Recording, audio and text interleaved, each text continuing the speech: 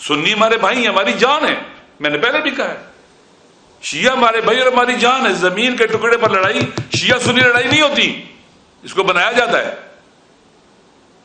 باقاعدہ یہ چاہتے ہیں کہ ملک کے اندر شیعہ سنی لڑتے رہیں، ہم اکٹھے نہ ہوں، ہم قریب نہ ہوں. جیسے پاکستان بناتے وقت ہم اکٹھے تھے، ہم اکٹھے نہ ہوں. آپ خود دیکھتے ہیں کہ پاکستان میں تکفیریوں کے لشکر بنائے گئے، دہشت گردوں کے لشکر بنائے گئے. ان کو باقاعدہ ریاستی اداروں کی سپورٹ رہی ہے. ان کی سپورٹ کے بغیر کون اسلحہ اٹھا سکتا ہے؟ مجھے پتہ ہے نا یہاں پر. لہذا انہوں نے ان کو سپورٹ کیا ہے. امن و امان کی طرف توجہ نہیں ہے. انڈیا آتا ہے ہمارے ملک میں 20-22 بندے مار کے چلا جاتا ہے، پرواہ نہیں ہے. ہماری اپنی جانیں محفوظ نہیں ہے اس وقت، ہمارے گھر محفوظ نہیں ہے. یہ کیسا ملک ہے پھر ہمارے لیے؟ ہماری اولادیں محفوظ نہیں ہیں. ایک ذرا سے مسئلے پر اتنی بڑی جنگ کیسے ہو سکتی ہے؟ مجھے بتائیں. چھوٹا سا مسئلہ، چھوٹا سا ٹکڑا زمین کا، کوئی بھی نہیں لڑنا چاہتا تھا وہاں پر. MNA صاحب بیٹھے ہیں، بات چیت کرتے رہے والوں کے ساتھ، کوئی نہیں لڑنا چاہتا تھا. لہذا ہمارا پہلا مطالبہ یہ ہے کہ فوری طور پر جنگ بندی کی جائے، مورچوں سے لوگوں کو نکالا جائے. اور فتنہ گرو جنہوں نے، آپ دیکھیں گے اتنے بڑے دور مار جو اگر وہاں راکٹ لانچر سے فائر ہو رہا ہے تو کہاں سے آ رہا ہے؟ کون لوگ انوالو ہیں؟ آپ خود امن دشمن قوتوں کو جگہ دیتے ہیں، وہ آئیں گھسیں اور وہ پھر وہ تباہی بربادی کریں. لہذا میں چاہتا ہوں کہ MNA صاحب کے پاس بھی کچھ معلومات ہیں، تو ہمارے حمید حسین صاحب جو MNA ہے وہاں سے، اسی جگہ سے یہ بھی اس حوالے سے کچھ کہیں.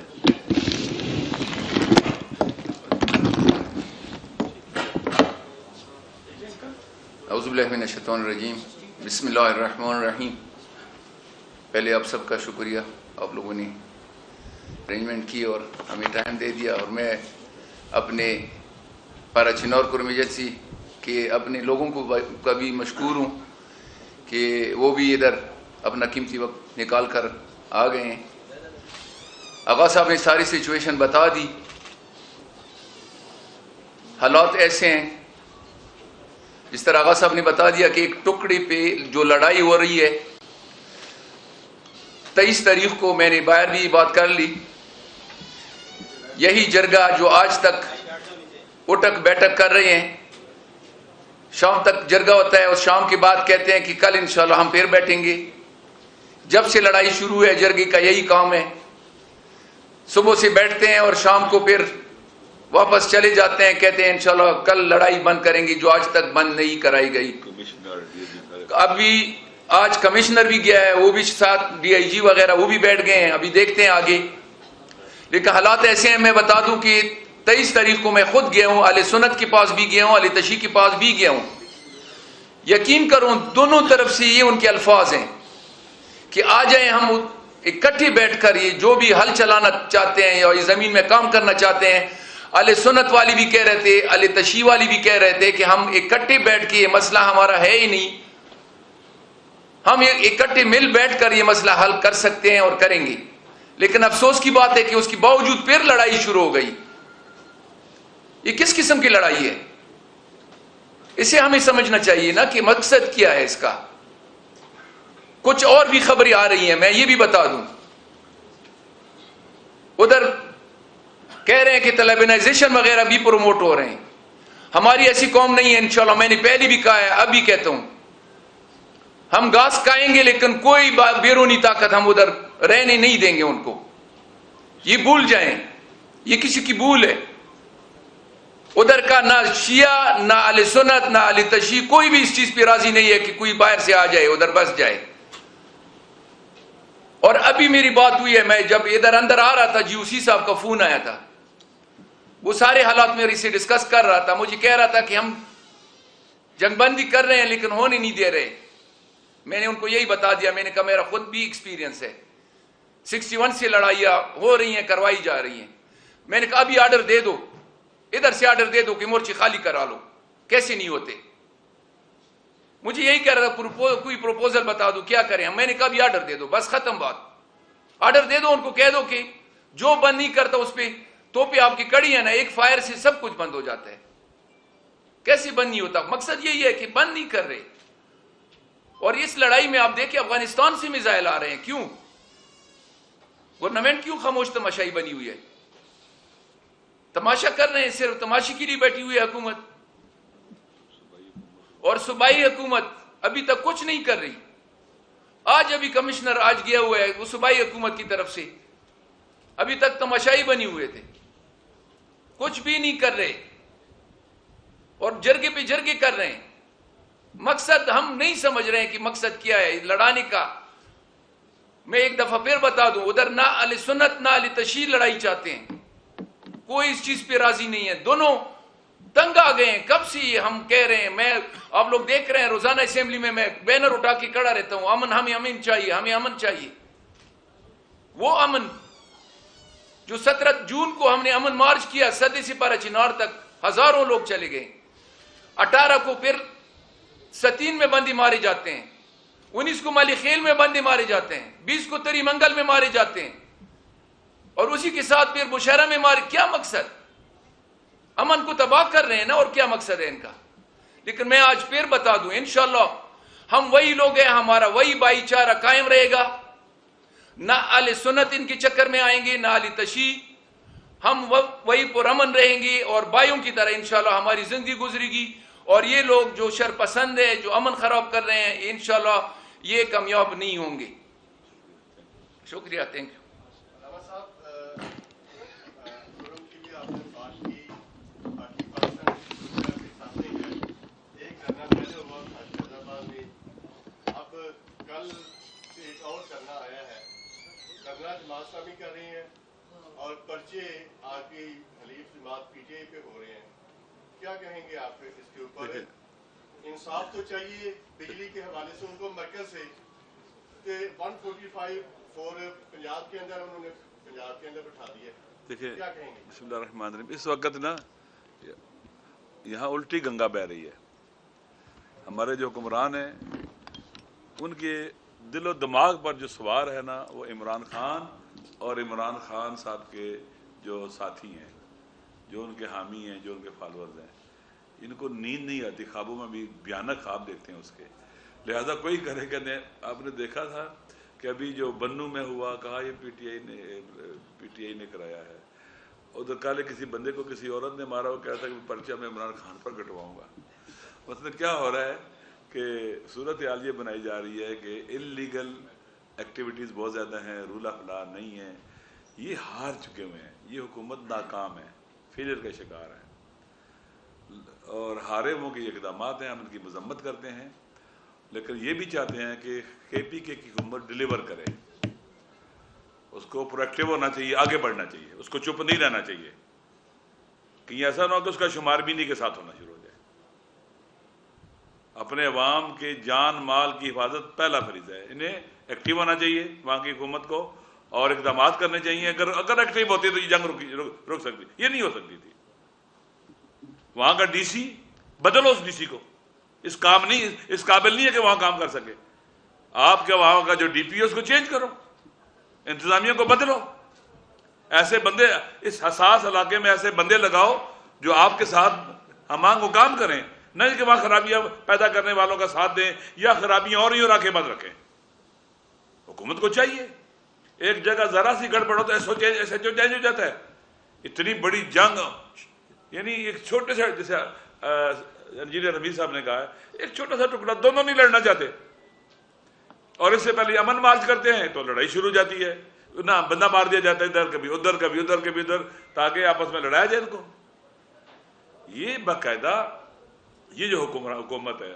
اور میں کہتا ہوں اپنے سیکیورٹی کے جو ادارے نے بھی کہتا ہوں کہ پاکستان مزید متحمل نہیں ہے موجودہ صورتحال کا. اس کو روکیں. قرآن کہتا ہے ایک بے گناہ انسان اگر قتل ہو جائے تو تمام انسان قتل ہو جاتے ہیں اللہ کی نگاہ میں. اتنا بڑا جرم ہے یہ. تو ہمارے جوان قتل ہو جائیں، ہمارے بوڑھے بچے قتل ہو جائیں، زخمی ہو جائیں، اور ہم تماشا دیکھتے رہیں. پھر کس کی چیز کے لیے حکومت ہے؟ حکومت ہے پھر کس کے لیے؟ لہٰذا پنڈی میں دھرنا ہو رہا ہے. اب ہم نے جمعے کو مظاہرہ کرنا تھا. جو ہمارے ذمہ دار تھے ایس ایچ او صاحب گاڑیاں لے کے ان کے گھروں میں پہنچے ہوئے، ادھر پہنچے ادھر پہنچے ہوئے. ہم باہر نہیں نکلنے دیں گے. بھی ہم پرامن مظاہرہ کرنا چاہتے ہیں, پرامن احتجاج کرنا چاہتے ہیں, لیکن یہ نہیں چاہتے کہ جینون اپوزیشن سامنے آئے. انہیں وہ اپوزیشن چاہیے جو ان کی مرضی کی ہے, جو ان کے ساتھ کمپرومائز کر جائے, جو ان کے لیے کیا کہ فرینڈلی فائر کرنے والی اپوزیشن ہو. ٹھیک ہے, ہاں ویسی. تو ابھی ان کو ویسی اپوزیشن سوٹ کرتی ہے. باقی سب کو آزادی ہے, جہاں مرضی کریں, دھرنے دیں, بیٹھیں, کوئی پرواہ نہیں ہے. لیکن اگر ہم نکلیں گے باہر تو کہیں گے جناب ان کو بس جو مرضی ظلم کرنا کرو ان کے ساتھ, 9 مئی بناؤ ان کے لیے. یہ بتائیے گا کہ 2 دن پہلے آپ عمران خان سے بھی مل کے آئے, دوسری طرف سیکیورٹی صورتحال بھی آپ بیان کر رہے ہیں, اور ساتھ یہ بھی کہا جا رہا ہے کہ اسٹیبلشمنٹ سے کوئی رابطے چل رہے ہیں, نیوٹرل ہونے کی باتیں ہو رہی ہیں, تو ایکچوئل صورتحال ہے کیا؟ دیکھیں جتنے جیسے ظرف ہوتے ہیں نا, ظرف کا جو رنگ ہوتا ہے نا, اس میں جو چیز ڈالے وہی رنگ ہو جاتا ہے. مثلا گلاس کا سبز رنگ ہے تو پانی سفید ڈالے رنگ سبز نظر آئے گا. عمران خان نے جو بات کی ہے میں آپ کو بتا دیتا ہوں. ان کا یہ انالیسز ہے کہ یہ حکومت ناکام ہو چکی ہے, ڈیلیور نہیں کر رہی. فارم 47 کے ذریعے ہی پہلے ہی اندر سے کمزور اور کھوکھلے ہیں. جو بجٹ آیا ہے یہ بھی ایسا آیا کہ تباہ کن ہے, عوام دشمن بجٹ ہے, غریب دشمن بجٹ ہے. لہذا یعنی اس سے بدتر اگر کوئی بجٹ بنانا چاہتا نہیں بنا سکتا تھا.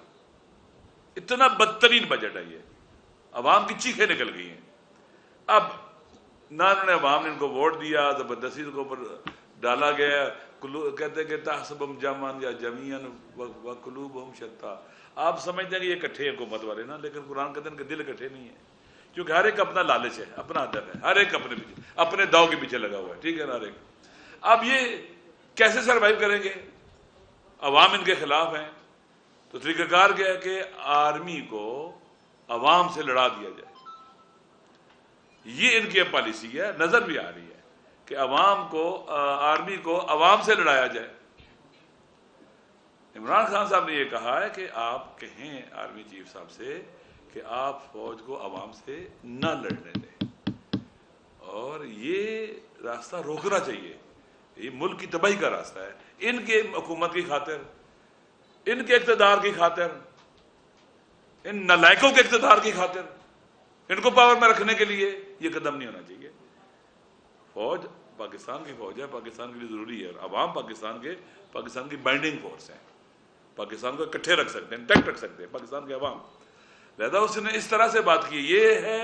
اور آپ اس کو کہیں جناب والا پتہ نہیں, مجھے نہیں پتا بیک ڈور چینل کیا ہو رہا ہے, کچھ ہو رہا ہے, لیکن ظاہر جو عمران خان صاحب نے کہا وہ یہ کہا ہے کہ دشمن کی بھی سازش ہے پاکستان. یہ لوگ جو حکومت نہیں کر پا رہے, ان کے پاس اب چارہ کار کیا ہے, کیا کون سا حربہ ہے اپنے آپ کو بچانے کے لیے؟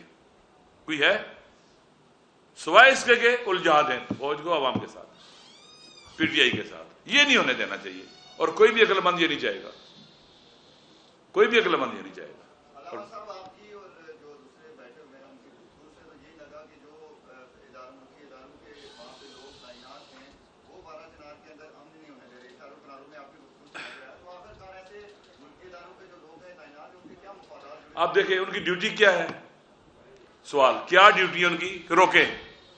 نہیں روک رہے نا, ان کے ایسے کیا مفادات ہیں؟ نہیں روک رہے, جواب دہ ہے نا وہ. ہم تو کہتے ہیں بھی آپ وہاں کس لیے گئے ہوئے ہیں؟ امن ہونا چاہیے.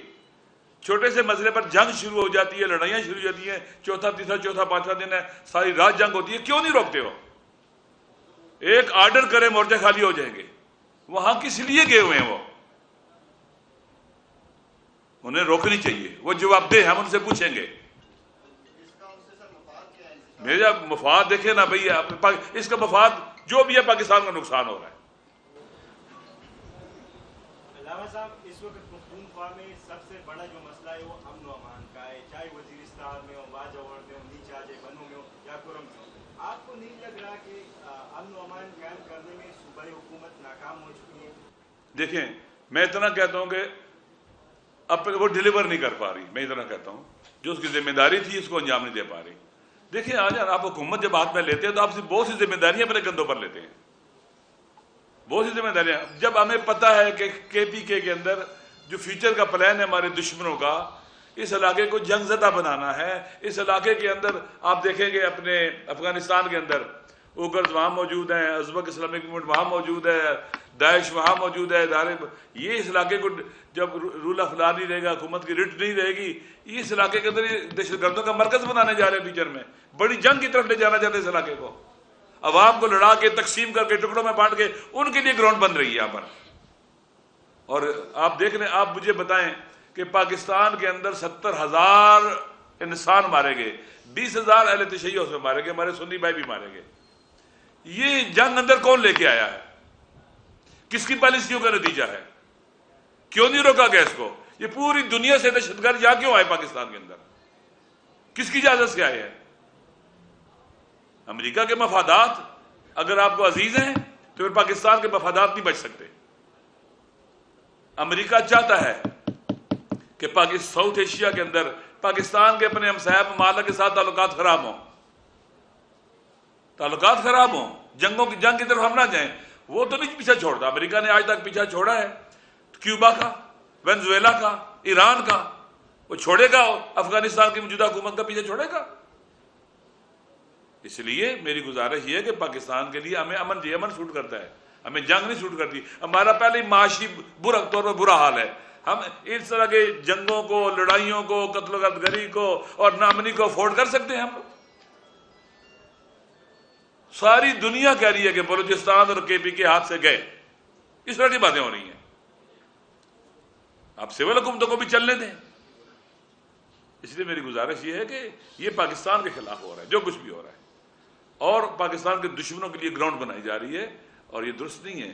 کے پی کے اگر پاکستان وہاں تباہ برباد ہو گئے, جنگ آ گئی, خدا نخواستہ لڑائی آ گئی, اور وہاں کے عوام کو اگر مایوس کر دیا گیا.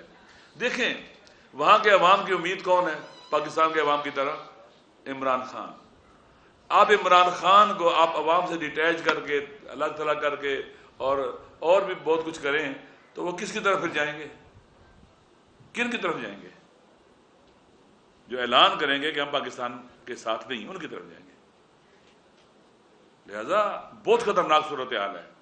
بچائیں پاکستان کو, آرام سے نہ بیٹھے. ساری جرسیز کہاں لگی ہیں؟ پی ٹی آئی کے پیچھے یا ان لوگوں کے پیچھے جو عمران خان کے ساتھ ہیں, انہیں کے پیچھے لگی ہوئی. اور کوئی کام ہے ہی نہیں, ان کا اور کوئی کام ہی نہیں ہے. باقی دشمن پھر اپنا کام کر رہا ہے. کبھی اس کو اٹھاؤ کہ پاکستان کے اندر معروف ہے کہ 20-22 بندے انڈینز نے مارے ہیں. کیوں نہیں بولتے ہم لوگ؟ اس پر کیوں نہیں گفتگو ہوتی؟ اور میں نے سنا کہ بعض لوگ تو وہ تھے جو ہمارے سیکورٹی کے اداروں کے ساتھ میں سے تھے یا ان کے ساتھ ان کے رابطے اور تعلقات تھے. تو انڈیا آ کے ہمیں گھر میں مار رہا ہے, تو ماشاءاللہ ہمارا گھر پر امن رہا ہے. اور جو ہم ادھر ادھر لڑ رہے ہیں, اپنے لوگوں سے لڑ رہے ہیں, اپنے لوگوں کے پیچھے لگے ہوئے ہیں, انہیں جیلوں میں ڈال رہے ہیں, انہیں کو کیس پہ کیس بنائے جا رہے ہیں, الجھایا ہوا ہے پورے عوام کو. یہ کس کا فائدہ ہے؟ ادھر توجہ ہوگی, ادھر سے غافل ہو جائے گا, دشمن مارے گا ادھر سے. جی ہاں. علامہ صاحب جو آپ پی ٹی آئی کے اتحادی بھی ہے, ان کی 2/3 میجورٹی ہے پروونشل اسمبلی میں, اور ریزرو سیٹس کے بعد ان کی 85% مینڈیٹ ہوگا کے پی کے میں.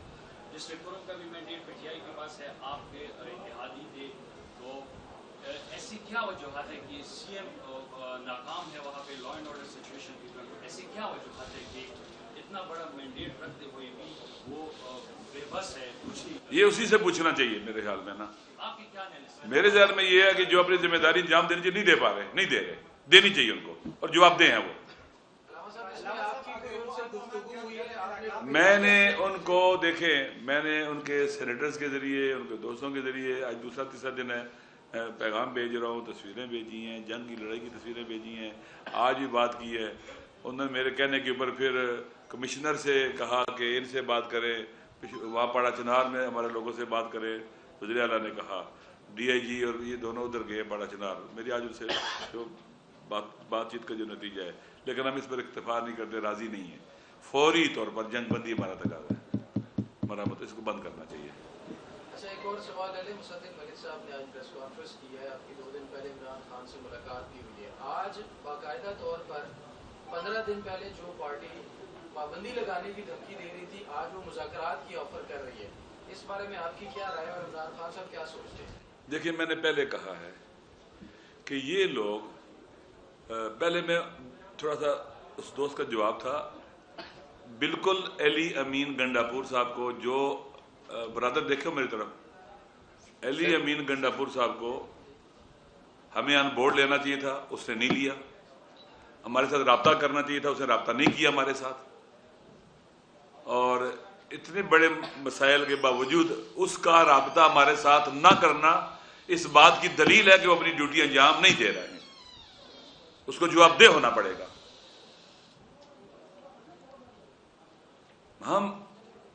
میں بہت سی اور باتیں کرنا چاہتا ہوں، لیکن میں ابھی چونکہ انٹرنل ان سے باتیں کر رہا ہوں، انشاءاللہ العزیز بعد میں بات کر لوں گا. دیکھیں، یہ انہیں سوچنا چاہیے کہ ہمیشہ عمران خان صاحب کے نام پر لوگ ان کو ساتھ ہی دیں گے. لوگ دیکھ بھی رہے کہ کتنا ڈیلیور کر رہے ہیں اور کیا کر رہے ہیں. جو لوگ جیت کے آئے ہیں، لوگ ان کو دیکھ رہے ہیں، عوام ان کو دیکھ رہے ہیں. ایسا نہیں ہے کہ عوام دیکھ نہیں رہے، سب دیکھ رہے ہیں. ان کی ذمہ داری تھی ہمارے ساتھ رابطہ کرتے. ہم وہاں پر ہیں، موجود ہیں، لیکن ان کا جو سسٹم ہے پتہ نہیں. بہرحال اس سے بات نہیں کرتا. دوسری بات جو ہے نا مصدق ملک کی آپ کہہ رہے ہیں، دیکھیں ہمیں نا سیاستدانوں کو کیا کہتے ہیں کہ عاقل، بالغ اور راشد ہونا چاہیے. سیاسی بلوغ کا حامل ہونا چاہیے، سیاسی رشد کا حامل ہونا چاہیے. جس طرح سے پاکستان میں الیکشن ہوا، اگر یہ سیاستدان ہوتے واقعا کہتے کہ پی ٹی آئی کا حق ہے، اس کو حکومت کرنے دو، یہی کہنا چاہیے تھا نا. ہم سیاسی لوگ ہیں، ہم آج نکل آ جائیں گے، مسئلہ ہی نہیں ہے، الیکشن اصل ہے. لیکن انہوں نے کیا کیا؟ ہارے ہوئے ہیں، سب پتہ ہے ہمارے ہوئے ہیں، سب کو پتہ ہے، ان کے چہروں پر لکھا ہوا یہ ہارے ہوئے ہیں. لیکن انہوں نے کیا کیا؟ حکومت کو لے لیا جعلی طریقے سے. اب جب یہ ناکام ہو گئے ہیں، ڈیلیور نہیں کر پا رہے، روز مہنگائی بڑھ رہی ہے، اور عوام کی ان کے ساتھ جو نفرت اور غصہ ہے ان کے خلاف وہ بڑھ رہا ہے، شدت اس میں آ رہی ہے. کب تک دفعہ 144 لگا کے روکیں گے، ڈنڈے ماریں گے؟ کب تک؟ مثلا فرض کریں میں کل نکل کے بیٹھ جاتا ہوں، کھڑا ہو جاتا ہوں، میں کہا آؤ مارو مجھے، گولی مارو، میں کھڑا اور مجھے جو کرنا ہے کرو میرے ساتھ. ایسے کروں گا، یہ کیا کر سکیں گے میرا؟ اگر لوگ یہاں تک پہنچ جائے پھر آئے مارو میں. ان کو چاہیے واقعا یہ کہیں کہ ہم حکومت نہیں کر سکتے، حکومت نہیں چلا سکتے، ہم ناکام ہیں، ہمیں زبردستی دی گئی ہے، ہم نہیں لینا چاہتے تھے، کہہ دیں ٹھیک ہے، اور عوام کا جو حق ہے وہ عوام کو لوٹا دیں. حق کے انتخاب عوام کا، کس نے حکمران انتخاب کرنے؟ عوام نے. عوام کا حق عوام کو لوٹا دیں، ان کے حوالے کر دیں. وہ اس حکومت کو چلانا چاہتے ہیں چلائیں. آئندہ فری اینڈ فیئر الیکشن کے حوالے سے بات چیت کریں، بیٹھیں، گفتگو کریں. اچھی بات ہے کہ پاکستان کے تمام جو اسٹیک ہولڈرز ہیں ان کا اطمینان ہو الیکشن کے اوپر، اور اس کے لیے کام کریں. باقی یہ آفر جو ہے کبھی ادھر سے کبھی ادھر سے کبھی ادھر سے، باقی البتہ یہ تسلیم کر چکے ہیں کہ ہم پاکستان نہیں چلا سکتے. ان کی باتوں سے